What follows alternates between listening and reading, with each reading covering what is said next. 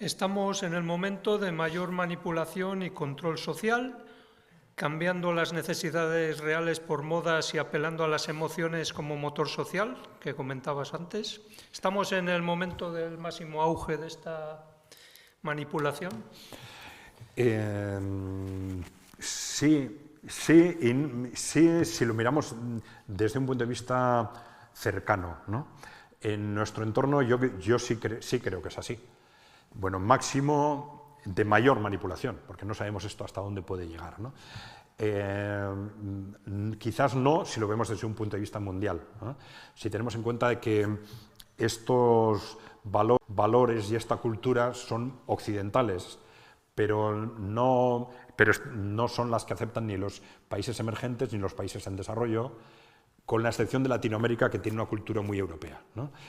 Y tampoco si tenemos en cuenta que dentro del propio Occidente pues hay una reacción muy fuerte en los últimos años frente a estos valores dominantes, ¿no?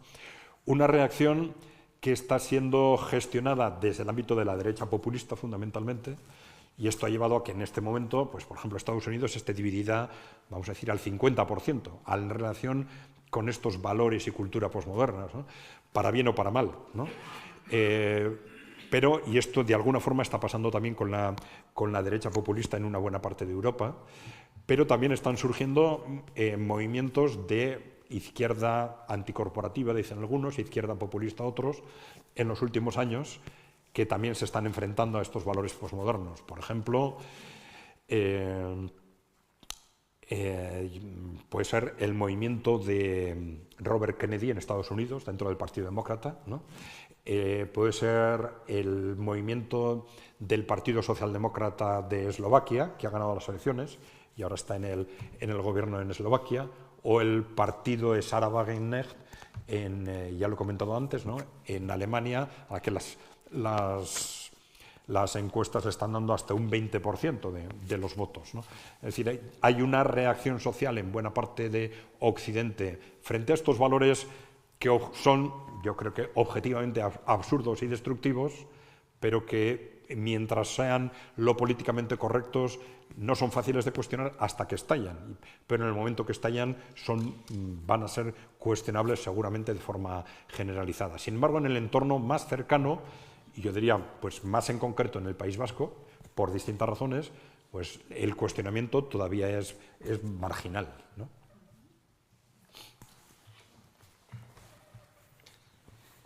¿Dónde queda la evolución si somos pensados y manipulados por un supuesto bien común? ¿Dónde queda la evolución personal?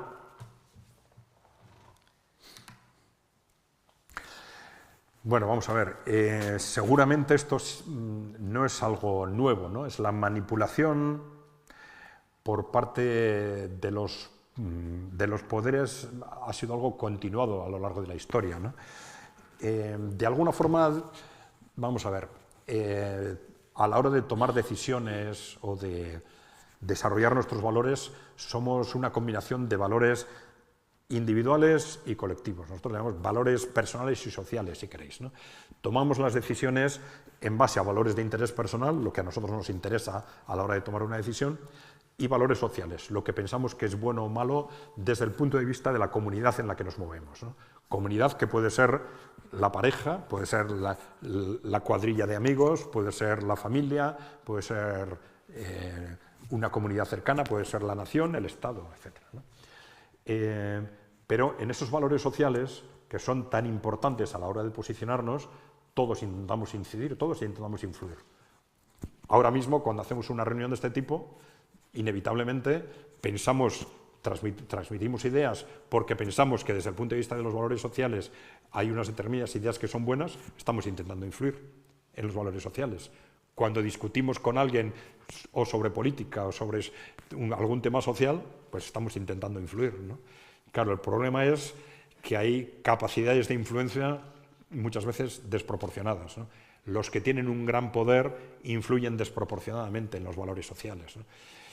Y esto históricamente ha sucedido con los poderes económicos, con los estados, con los poderes religiosos de forma constante, ¿no? Sobre las religiones siempre se ha dicho que han sido siempre han sido una combinación de valores naturales, valores sociales naturales y intereses corporativos, ¿no?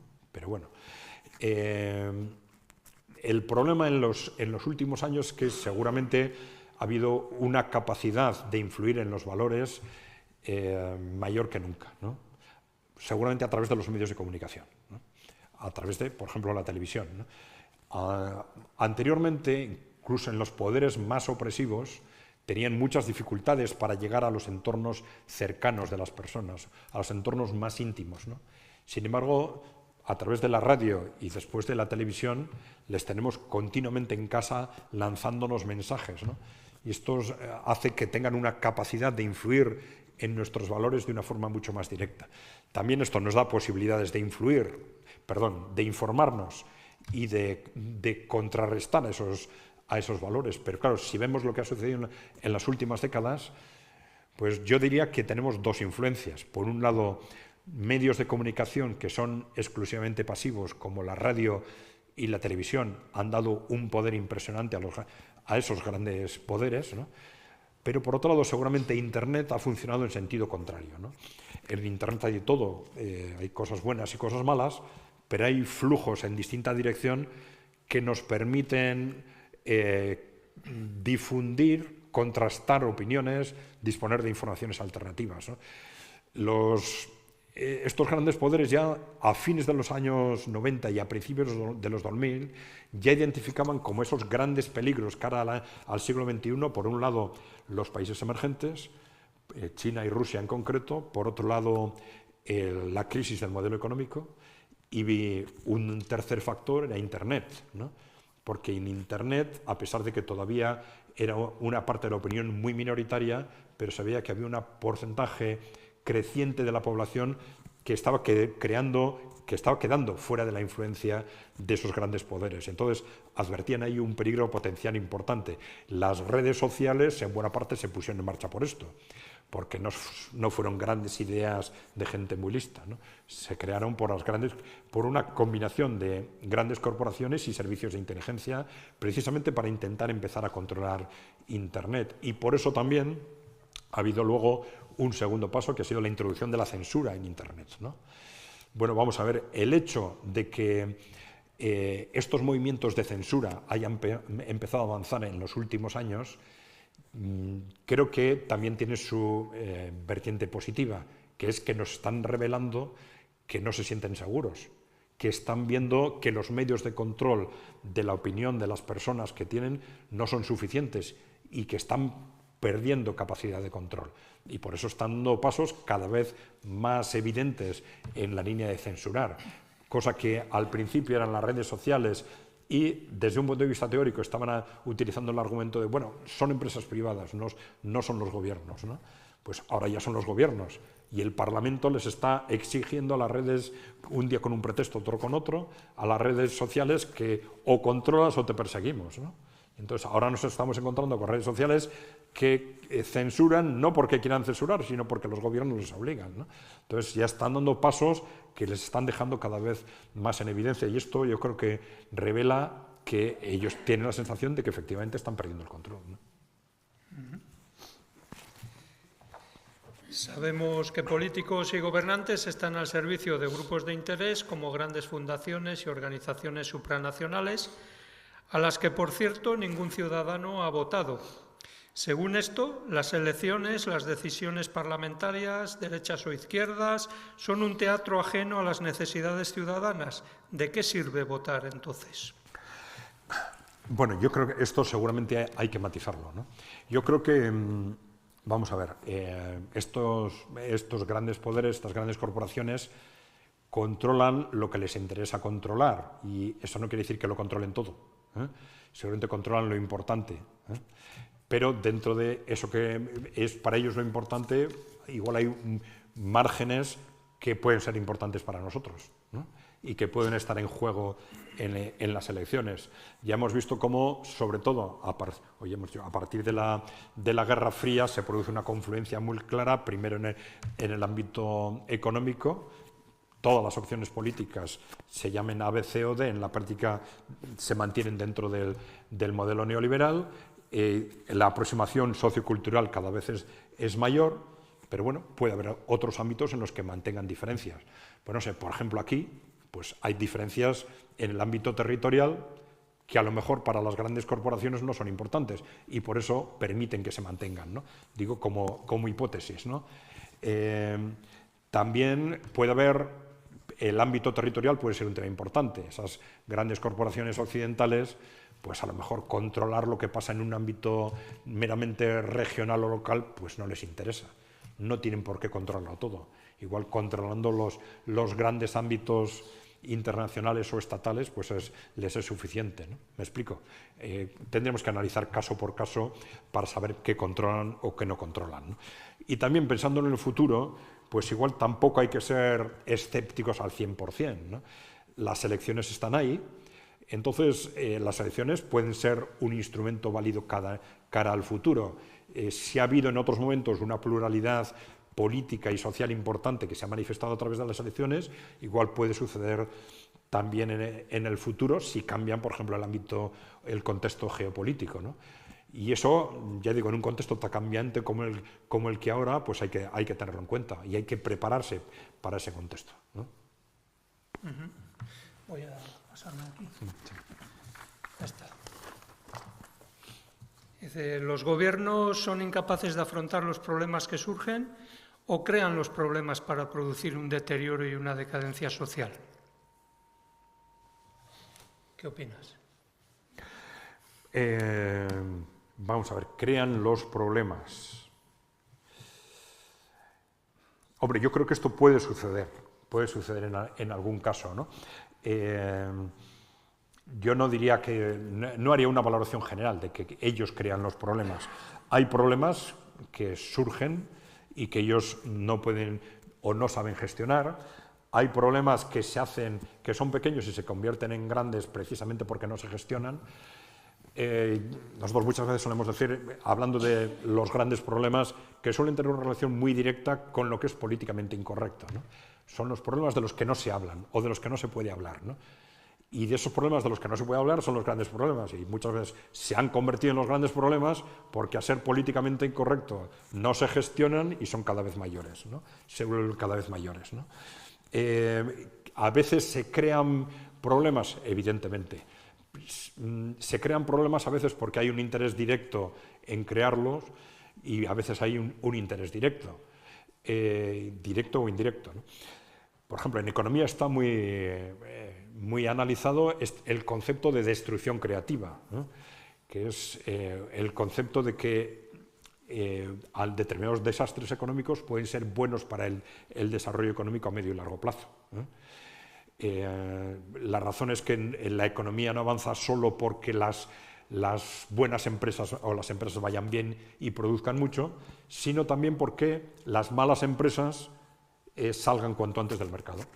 Si a través de un desastre consigo que los débiles, un desastre económico o de otro tipo, que los débiles salgan del mercado, puedo acelerar el crecimiento económico. Y esto se ha argumentado mucho con respecto a las guerras, etcétera, ¿no? Pero claro, ¿qué ocurre en la práctica?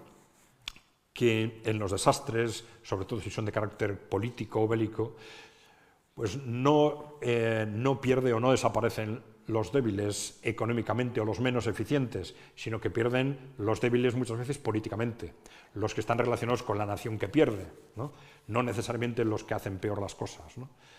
Pero esto sí nos está revelando que es un instrumento que puede ser muy utilizado. Y, por ejemplo, cuando hemos hablado de ese proyecto Gran Reinicio del año 2020, ahí se hablaba de forma muy expresa y durante ese año 2020 se defendió en muchos ámbitos financieros que la destrucción creativa, por eso en buena parte la pandemia era una oportunidad histórica para ellos, ¿no?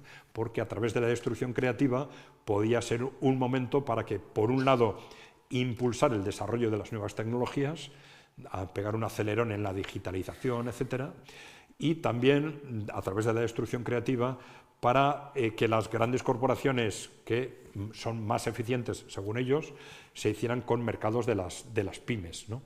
En un contexto en el que, viendo la situación geopolítica, ya es difícil recurrir al instrumento tradicional en situaciones de crisis, que era el poder colonial, hacerse con nuevos mercados coloniales. Decían, ¿dónde tenemos nuevos mercados para vender productos? Pues en las pequeñas y medianas empresas, ¿no? Y entonces hacían planteamientos de este tipo, ¿no? De destruir, digamos, a través de la destrucción creativa, hacerse con mercados de las pymes, ¿no? Entonces, sí, hay ocasiones en las que efectivamente, no solo desde el poder político y desde el poder económico, se pueden organizar premeditadamente destrucciones con determinados objetivos. Ahora, yo no diría que todas las destrucciones se crean premeditadamente, ¿no? Hablemos de la Agenda 2030. El ecofascismo, el negacionismo de la derecha para ocupar un espacio político, la Agenda 2030, ¿quién está realmente detrás y para qué, cuando todos los intermediarios tienen conflictos de interés? Bueno, vamos a ver, con la Agenda 2030 nuestro análisis es un poco extraño dentro de lo que son los movimientos alternativos. Nosotros, cuando hemos analizado la Agenda 2030, bueno, nos hemos ido al origen, hemos visto que es un documento que se elaboró y se aprobó por la Asamblea General de las Naciones Unidas el año 2015, se aprobó por unanimidad y en principio vemos una multitud de objetivos, metas, objetivos, creo que son la terminología que se utiliza, más 169 objetivos creo que son, totalmente dispersos y en los cuales no hay por qué, no vemos claramente una finalidad negativa. Claro, ¿qué ocurre? Que al ser objetivos tan dispersos, son muy fáciles de manipular, ¿no? Y es muy fácil que cada Estado o cada grupo de interés te diga, bueno, yo voy a desarrollar la Agenda 2030 porque voy a impulsar el desarrollo económico. O voy a impulsar la Agenda 2030 porque voy a impulsar la lucha contra el cambio climático. Objetivos totalmente distintos. Igual, en algunos aspectos estoy desarrollando políticas absolutamente negativas, pero en otros no, ¿no? Y también es cierto, eso sí, que hubo un acuerdo entre las Naciones Unidas y el Foro Económico Mundial en concreto para que las multinacionales desarrollaran los objetivos de la Agenda 2030 en base a sus propios criterios, ¿no? Y entonces, claro, las multinacionales sí probablemente los están desarrollando en una determinada dirección de acuerdo con esos objetivos del posmodernismo corporativo y de esta agenda del año 2020 que le llaman el gran reseteo o el gran reinicio, ¿no? Bueno, pero ya fuera de este aspecto más técnico, ¿no?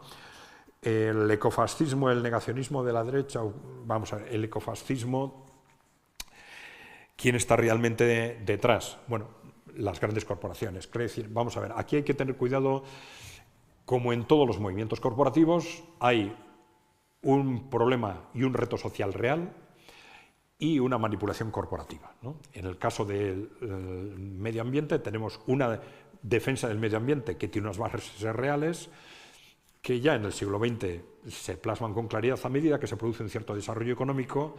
Vamos siendo más exigentes, lógicamente, con las empresas a la hora de cuestionarles daños al medio ambiente. Entonces se genera un movimiento social de defensa del medio ambiente frente a abusos de las grandes empresas. Y ese es el factor objetivo detrás del movimiento ecologista. Pero ya hay claramente una manipulación corporativa del ecologismo a través de esto que se ha llamado, bueno, ahora se ha llamado también el ecofascismo, ¿no? Y que lo vemos claramente a todo lo largo del siglo XX, ¿no? Vamos a ver, orígenes de esto. Por ejemplo, tenemos un origen en Estados Unidos a principios del siglo XX, con estos movimientos que son protonazis, que luego se relacionaron con el nazismo, que defienden el control de la población, defienden la eugenesia y defienden también el conservacionismo. A través de Grant, que fue un líder estadounidense, que no fue un líder cualquiera, fue amigo de 3 presidentes de los Estados Unidos, escribió un libro, El ocaso de la gran raza, defendiendo el racismo nórdico, que Hitler dijo que era su Biblia, ¿no? Y este hombre fue el líder, el gran líder del conservacionismo, del ecologismo en Estados Unidos. También en aquella época, en los mismos círculos, se crea el movimiento que ahora es, y ahora no me viene el nombre, el gran movimiento conservacionista en este momento en Estados Unidos. Se crea partiendo de líderes que son racistas eugenésicos, líderes que relacionan directamente el racismo, la eugenesia y el movimiento conservacionista. Bueno, esto en Estados Unidos. Después de la Segunda Guerra Mundial, vemos cómo estas élites que habían apostado en los años 20 y 30 por el fascismo y el nazismo como en función de sus intereses corporativos, empiezan a apostar por el control y el control de la población y el control del desarrollo económico a través del ecologismo, ¿no? Esto se plasma en concreto en los años 60 fundamentalmente, con la creación en el año 61 del WWF. El WWF aquí llegó a un acuerdo con ADENA, no sé si recordáis, se usaba el logotipo de un oso panda, y en este momento todavía es la primera organización ecologista del mundo junto con Greenpeace. Bueno, el WWF lo crearon Julian Huxley, que era el presidente de la Asociación Eugenésica, acordaros de lo que era el movimiento eugenésico, de la Asociación Eugenésica de Inglaterra, y que también era nieto de uno de los líderes del darwinismo social, que viene de la misma corriente. Y con Julian Huxley lo crearon Felipe de Edimburgo, que ha muerto hace pocos años, ¿no? También un defensor del control de la población, un defensor constante de que hay que reducir la población hasta 1.000 millones, etc. Y Bernardo de Holanda, que era afiliado al partido nazi, que fue miembro de las SS, creador del Club Bilderberg, bueno, intereses corporativos muy claramente interrelacionados. Estos movimientos nazis o neonazis crean ese movimiento ecologista y crean el club, unos años después, el Club 1001, es un club que asocia a 1.000 líderes empresariales del mundo con la finalidad de financiar movimientos ecologistas en el mundo, ¿no? Y esto se plasma unos años después en la creación por parte de estos personas de origen neonazi, vamos a decir, del Club de Roma, el año 68.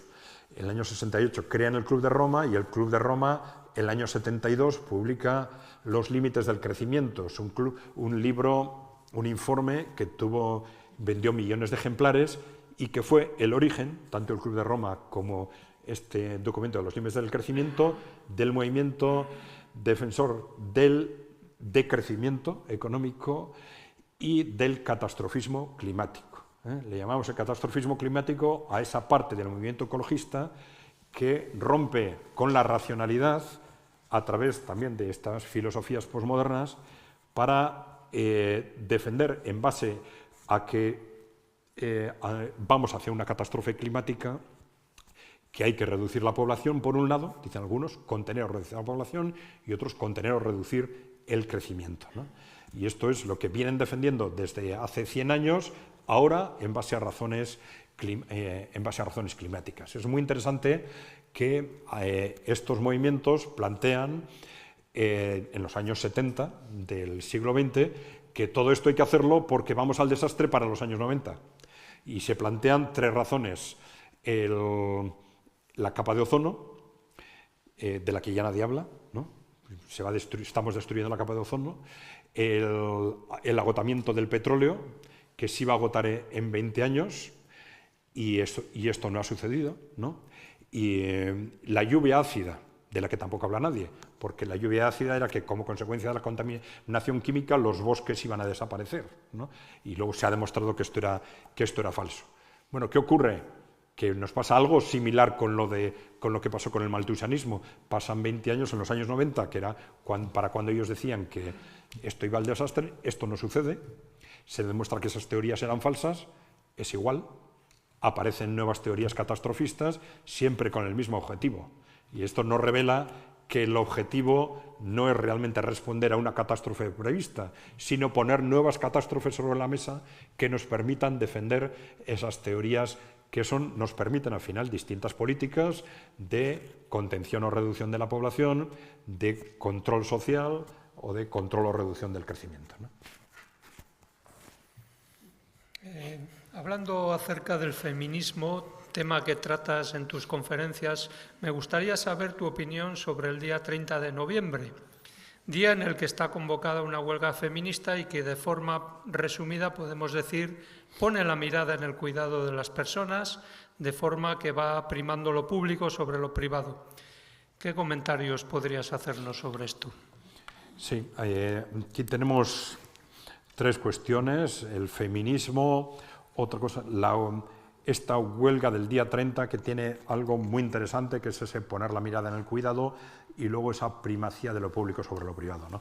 Bueno, vamos a ver, con el feminismo ha pasado a cuenta del posmodernismo algo similar a lo que ha pasado con el ecologismo. Tenemos unas bases objetivas del proceso de emancipación de la mujer y una clara manipulación corporativa a través de la gestión de las emociones, en lo que nosotros llamamos el posmofeminismo, otros llaman el posmofeminismo o el feminismo corporativo, si queréis, ¿no? Y esto lo vemos muy claramente si vemos lo que ha pasado con el movimiento de emancipación de la mujer, precisamente también a partir de los años 60-70, ¿no? Nos encontramos en un momento en que hay un cambio socioeconómico radical, fundamental, que es la incorporación de la mujer al mercado de trabajo, que tiene unas bases objetivas anteriores, ¿no? Bueno, pues que los trabajos industriales se hacen por razones de la evolución técnica, pues cada vez la fuerza física es cada vez menos importante, etcétera, ¿no? Bueno, el caso es que nos encontramos con unos documentos que para nosotros fueron muy reveladores en los años 70 del movimiento feminista nórdico, donde dicen, bueno, la mujer se está incorporando masivamente al mercado de trabajo, esto es muy importante, esto hay que apoyarlo, pero ojo, dicen, esto no será más trabajo, será repartir el trabajo existente, ¿no? Decían, para que sea repartir el trabajo existente, puesto que no se incorporan las mujeres masivamente al mercado de trabajo, lo que hay que hacer es, entonces trabajaban 45 horas semanales en los países nórdicos, dicen, hay que reducir ya las 45 a 30 horas semanales de máximo y según cuántas mujeres se incorporen, pues reducir más. Y así ya podemos organizar el reparto del trabajo, tanto el trabajo profesional como el doméstico, entre hombres y mujeres.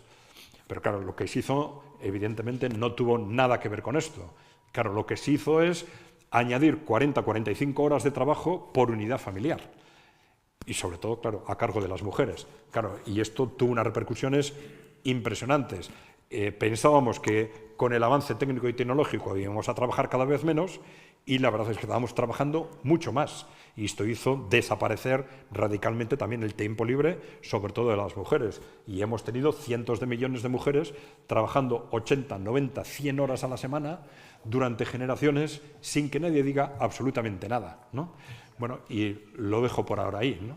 Y entonces, pero claro, frente a un problema tan enorme, frente al que nadie dice nada, nos encontramos con una manipulación de ese movimiento de emancipación de la mujer hacia cuestiones muchas veces emotivas de tercero o cuarto nivel que bueno, pues que nos revelan precisamente que estamos ante un movimiento fundamentalmente de manipulación, de intentar que las mujeres se olviden de sus problemas reales para, en función de los intereses corporativos, olvídate de los que nos genera problemas y dedícate a perder el tiempo con otras cosas, ¿no? Nosotros solemos poner unos carteles cuando hablamos de este tema en los que en ciertas campañas se habla, y esto no es algo sorprendente porque sucede en muchas campañas, dice campaña de derechos de la mujer o el 8M, vivan las mujeres. Dice, fenomenal, ¿no?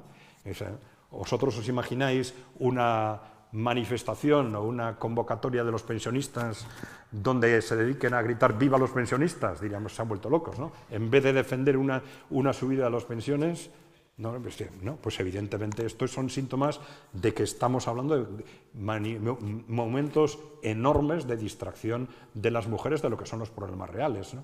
Por eso digo que ya yendo a lo concreto, lo del 30 de noviembre es un movimiento positivo.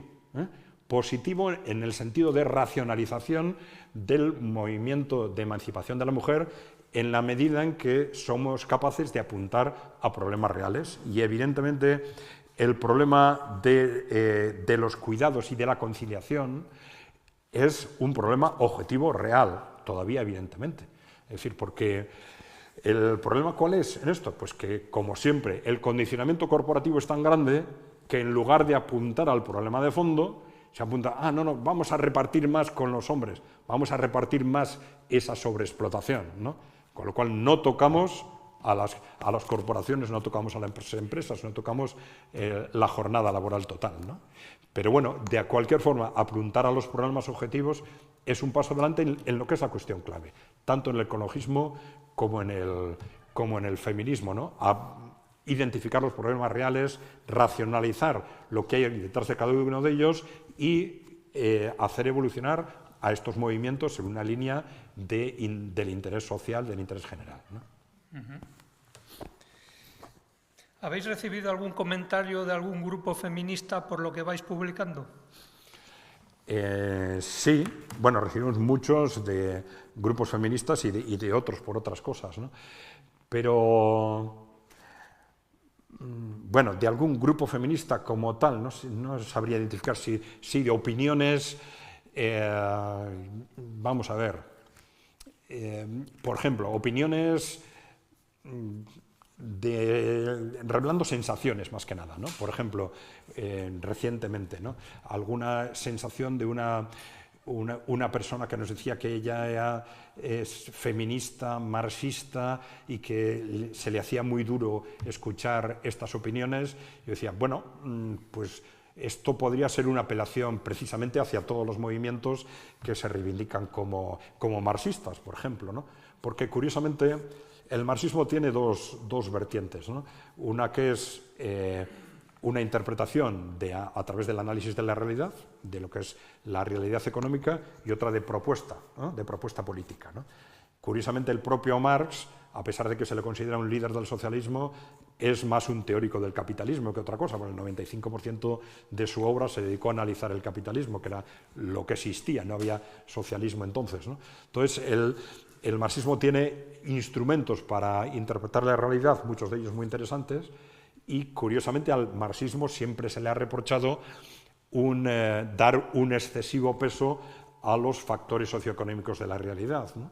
Bueno, pues si esto es precisamente partiendo de esa base, estas personas o estos movimientos que se reivindican como marxistas deberían haber destacado, pues por no dejar escapar el elefante en la cacharrería, digamos, ¿no? El elefante en la habitación, ¿no?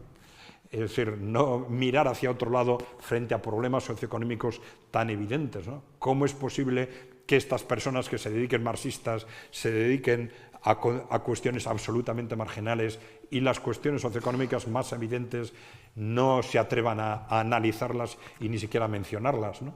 Pues es realmente llamativo. Yo creo que es un reto frente a ello.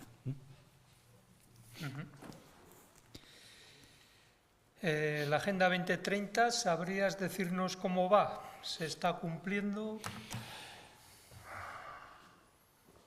Bueno, ya he dicho antes que la Agenda 2030 es algo complejísimo. Yo creo que va a pasar a algo parecido a lo de agendas anteriores de las Naciones Unidas. Hay muchísimos objetivos que no se van a cumplir. ¿Hay algún objetivo que se cumpla? Pues sí, los que son objetivos cualitativos, ¿no? Mejorar en determinados ámbitos, pero los que están relacionados con objetivos numéricos, pues muy difícilmente se van a cumplir. Vamos a ver, tendríamos que definir ámbitos de análisis, ¿no? Pero hay objetivos que están relacionados con el avance de la humanidad en el ámbito de la lucha contra el hambre. Ahí se han producido avances muy importantes, ¿no? Pero claro, supongo que la pregunta de la Agenda 2030 sobre si avanza o no avanza está apuntando en otra dirección, está apuntando seguramente a la parte que tiene relación con los valores posmodernos, ¿no? Yo creo que eso ya no es tanto una cuestión de cómo avance la Agenda 2030, sino cómo avancen los intereses de las corporaciones en esa dirección. Yo creo que eso va a depender muy directamente del contexto geopolítico, ¿eh? Yo creo que eso no va a pasar. De aquí al año 2030 nos quedan 7 años, no es demasiado tiempo, pero todo hace pensar que antes de eso va a estallar el contexto geopolítico, que ya ha estallado de alguna forma, y como consecuencia de eso va a estallar el contexto político también en Occidente y el contexto social. Os decía antes, tenemos ese estallido internacional y luego todos esos movimientos que ya tienen a Estados Unidos dividido al 50%, que tienen un peso cada vez mayor, tanto en lo que se ha llamado derecha como en lo que se ha llamado izquierda, de una forma emergente, si queréis, en la izquierda, en Europa, pero que está claramente revelando algo que va a estallar en los próximos, vamos a decir, 2-3 años. Esto difícilmente va a permanecer como está en este calendario de 7 años hasta el año 2030, ¿no? Salto a la última pregunta. De la página. ¿Crees que los países emergentes van a respetar más los derechos humanos y las libertades por su propio interés o van a adoptar políticas similares? Hombre, yo diría que políticas similares no. Vamos a ver, lo del respeto de los derechos humanos es otra cuestión, ¿no? Vamos a ver. Sí, cuando hemos hablado antes de estrategias anticorporativas, por ejemplo, porque estamos partiendo de referencias muy distintas, por ejemplo, en Rusia o en China, por ejemplo, ¿no? En el caso de China hay estrategias anticorporativas muy claras, pero la concepción que hay en China sobre los derechos humanos no tiene nada que ver. Claro, esto yo creo que hay que plantearlo desde una perspectiva histórica. En China no ha habido nunca derechos humanos, ¿no? Entonces no es que estén restringiendo algo que existía antes, ¿no? Pero claro, desde luego no hacen la valoración de los derechos humanos que hacemos nosotros. Yo creo que hemos tenido también una confusión entre el concepto de derechos humanos y el concepto de democracia, ¿no? Y ya hemos dicho antes que, desde nuestra opinión, no hay democracia si, aunque vayamos a las elecciones, luego el poder real está en ámbitos de las grandes corporaciones. Pero otra cosa es que haya derechos humanos, ¿eh? Y derechos humanos puede haber, ¿eh? Y de hecho es un valor muy importante de Occidente, pero muy arraigado en la cultura occidental, que no es algo que seguramente tenemos que exigirles como un punto de partida de principio a países que parten de otra cultura. Tendríamos que pensar que es una evolución natural, ¿eh? A partir del progreso económico, pero una evolución natural a partir del progreso económico y que está muy relacionado seguramente con la estabilidad. Progreso económico y estabilidad política, por lo que hemos dicho antes, de que seguramente en las situaciones de estabilidad se tiende a respetar los derechos humanos, pero en situaciones de inestabilidad no, se tienden a cuestionar, ¿no? Se tienden a decir, bueno, no hay problema en respetar los derechos humanos siempre que eso no me lleve a poner en cuestión mis privilegios. Si los derechos humanos, o porque no controlo la opinión pública o por lo que sea, me lleva a un cuestionamiento, empiezo a cuestionar los derechos humanos, ¿no? Entonces yo creo que probablemente esas son las dos claves, tanto para nosotros como para los países de los BRICS, para que esto suceda, ¿no? Progreso económico, por un lado, para que las necesidades básicas seguramente estén satisfechas, y luego estabilidad política, ¿no? Avanzo a la otra.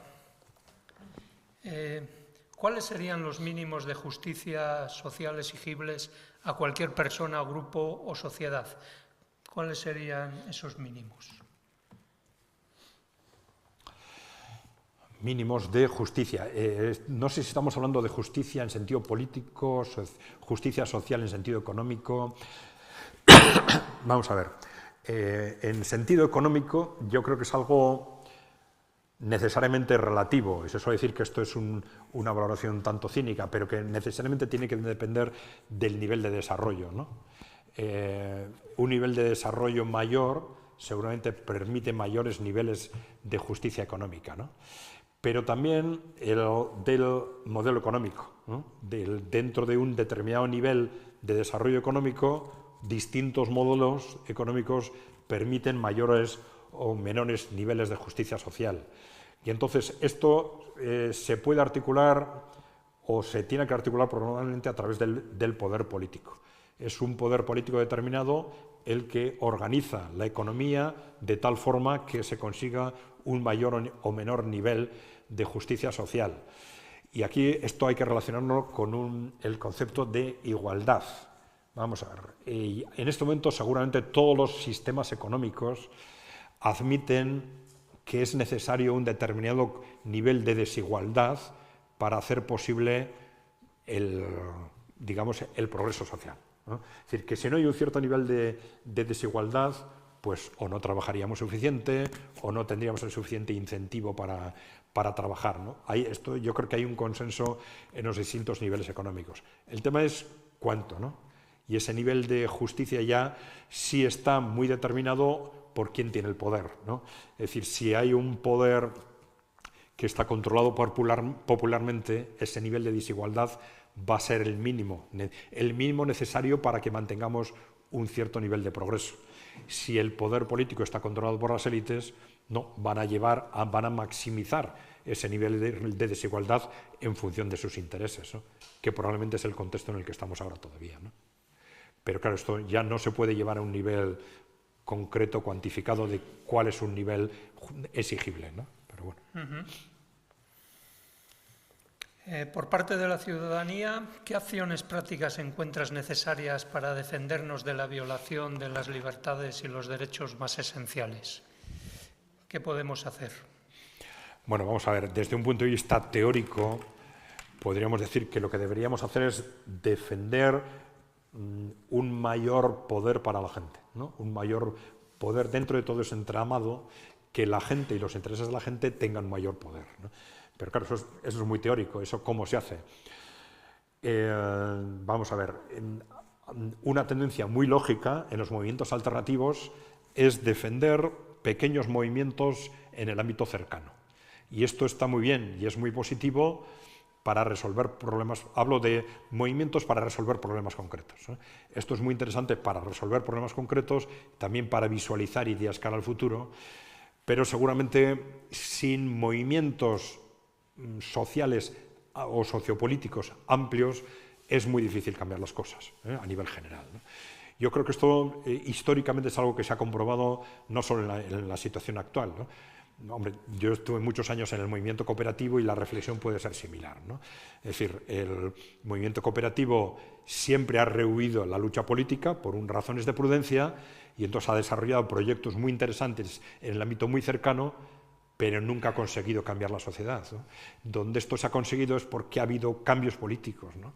Y los cambios políticos necesitan movimientos políticos de alguna forma, ¿no?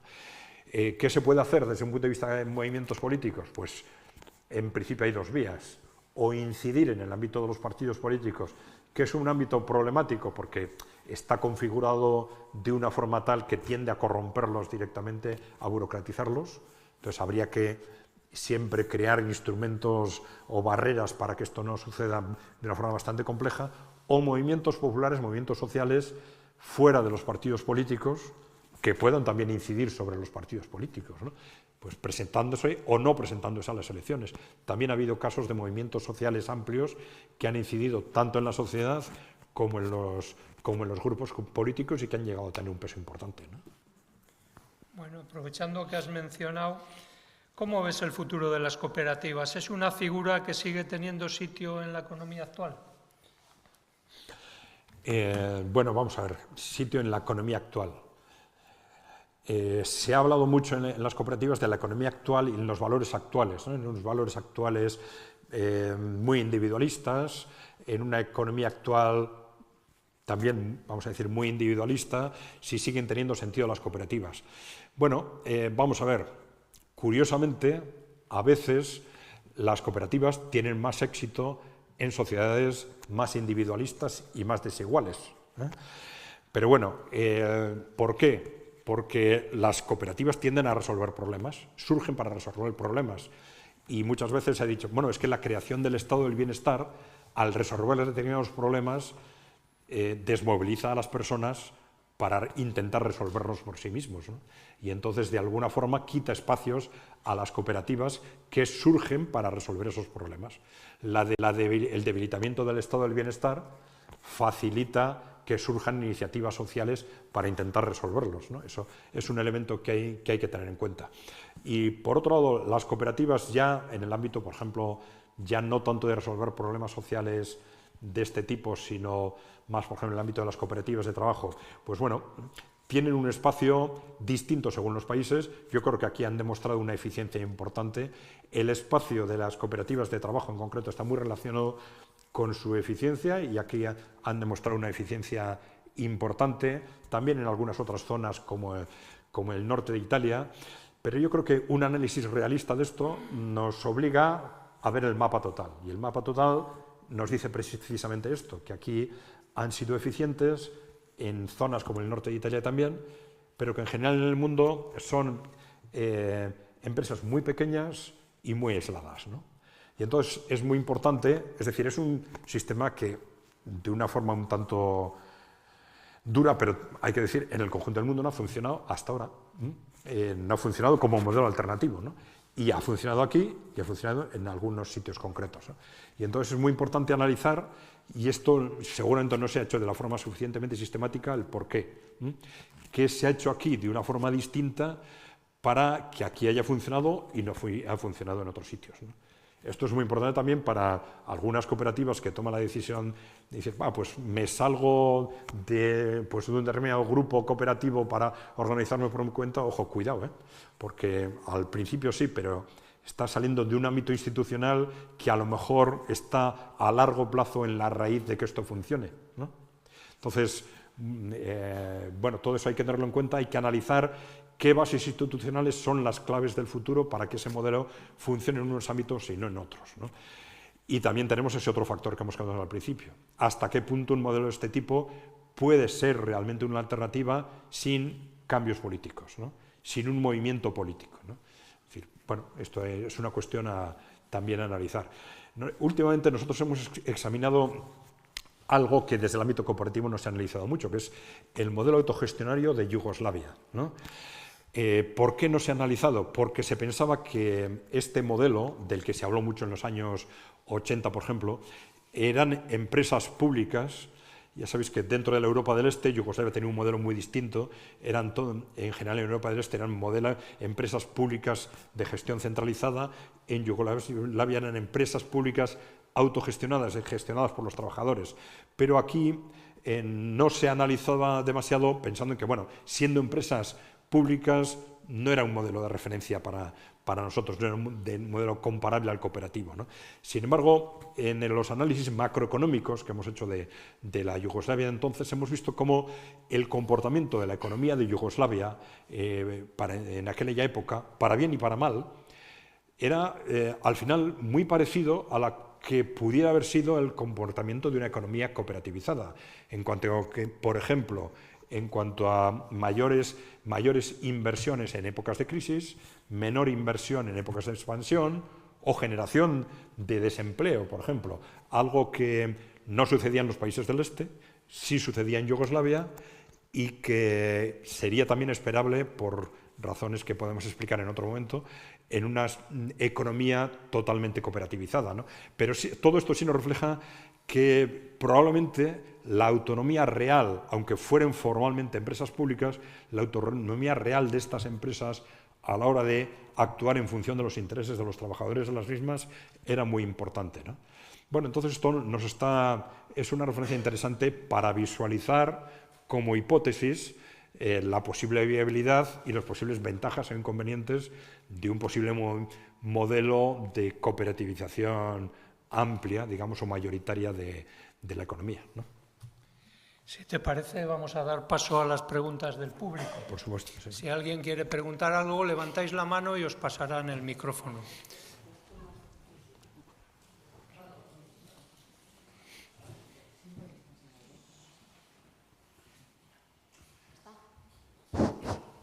¿Alguna preguntita? Ahí hay una. Has mencionado así muy brevemente, sí me interesaría que trabajaras un poco más vuestra opinión sobre el cambio climático y de crecimiento versus crecimiento continuo. Sí, vamos a ver, sobre el cambio climático. Bueno, con estas cuestiones nosotros siempre decimos que tenemos un problema analítico, ¿no? ¿Por qué? Porque no somos científicos. Y cuando no eres científico y te encuentras con un tema en el que hay unos científicos que dicen una cosa y otros que dicen otra, pues analíticamente te quedas bloqueado. Puedes, desde un punto de vista individual, puedes reaccionar intuitivamente, ¿no? Pues a mí me suena mejor que tengan razón estos o que tengan razón los otros, pero como analistas no podemos hacer eso. Entonces no podemos llegar a conclusiones claras, ¿no? Nuestro posicionamiento es parte más bien de la experiencia que hemos comentado antes, ¿no?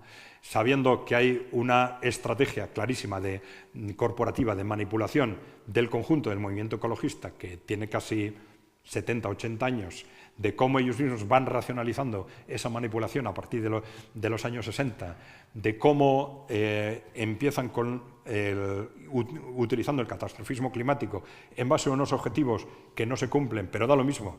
Aparecen nuevos objetivos que tampoco se cumplen, nuevas amenazas con fechas fijas, absolutamente determinadas aparentemente, que tampoco se cumplen y se continúan con otros objetivos, con otros razonamientos, siempre con distintas fundamentaciones para el catastrofismo climático, pues nos obliga a ser escépticos, ¿no? Simplemente. Es decir, ¿cuál es la realidad de todas esas teorías de si hay o no hay cambio climático, de si eso no es importante, de si eso no es bueno, de si las razones son unas o son otras? Pues en todo eso no tenemos una opinión ni personal ni como ECAI Center, pero sí tenemos una posición general de escepticismo sobre todo ello, ¿no? Sobre el decrecimiento, bueno, ya hemos dicho que hay una estrategia clara de defender el decrecimiento como una estrategia dentro de las élites, primero para hacer daño y para controlar primero las sociedades, fundamentalmente las sociedades que no controlan, ¿no?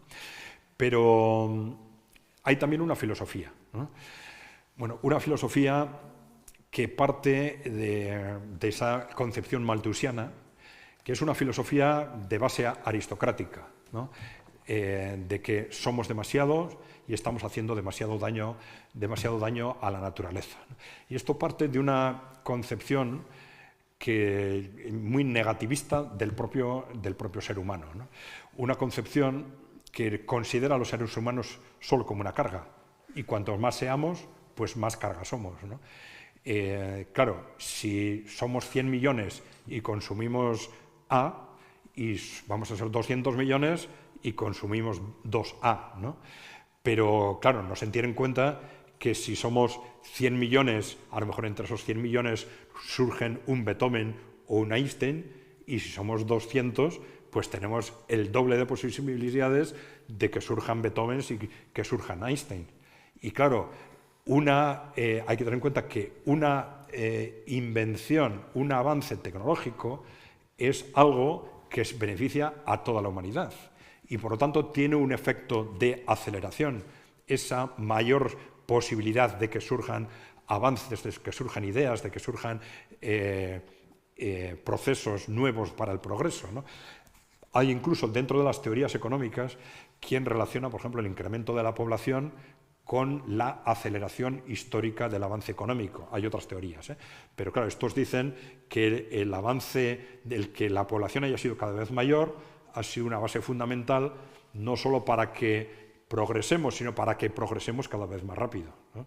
Y por esto que hemos comentado, ¿no? Es decir, cuanto más seamos, las posibilidades de que surjan nuevas ideas, etcétera, son cada vez mayores, ¿no? Bueno, entonces, dentro de esas concepciones aristocráticas, negativistas, pues se han juntado percepciones negativas sobre el desarrollo y sobre el desarrollo económico, ¿no? Entonces, sí es cierto, yo creo que dentro de las teorías que han cuestionado el crecimiento, es cierto que hay aspectos del crecimiento económico que no se han gestionado bien. Yo creo que una cosa es que el desarrollo económico en sí mismo sea bueno y otra cosa es que todo lo que se ha hecho para impulsar o dentro del ámbito del desarrollo económico se haya hecho correctamente. Hemos hablado de aspectos negativos sobre el medio ambiente, Hay otros, por ejemplo, en el ámbito del endeudamiento, muchas veces se ha dicho, hay una parte del crecimiento que puede ser artificial porque lo hemos estado impulsando artificialmente en base a deuda, ¿no? Bueno, pues esto puede ser posible, ¿no? Pero una cosa es cuestionar aspectos concretos de cómo se ha gestionado el desarrollo y otra cosa es cuestionar el desarrollo económico. Creemos que es algo tremendamente peligroso y al final cuestionar el desarrollo nos lleva a cuestionar la humanidad, ¿no? Y es muy importante, para no caer en una espiral autodestructiva, plantearnos incluso al contrario, frente a esta lluvia de distopías que nos plantean los medios de comunicación, la industria cultural, etcétera, plantearnos utopías positivas, ¿no? Utopías en las que, siendo cada vez más, vivamos cada vez mejor, exploremos el espacio, seamos capaces de desplegar nuestras capacidades creativas, trabajando menos, seamos capaces de vivir mejor y desarrollarnos no solo económica y socialmente, también espiritualmente, etcétera, ¿no? Bueno, lo siento mucho, nos hemos pasado del tiempo. Siento que no podáis hacer más preguntas. Gracias a todos por venir y, por supuesto, gracias a Adrián por sus explicaciones. Gracias.